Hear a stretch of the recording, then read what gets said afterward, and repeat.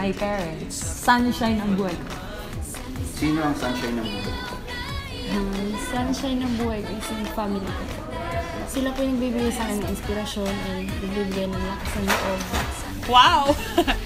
The sunshine of my life will be my family. Without them, I wouldn't even be in this sport, be where I am right now.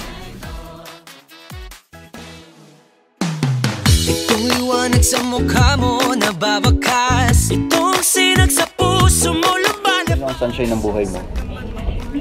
Yung sunshine ng buhay ko, marami naman akong inspiration, pero sila si Papa. Sino ang sunshine ng buhay mo? My family.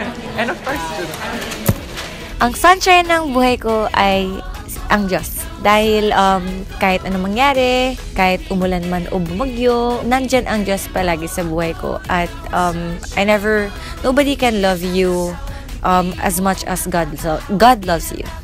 si ano, si Patcha ba rin? Kasi, syempre, coach siya, di ba?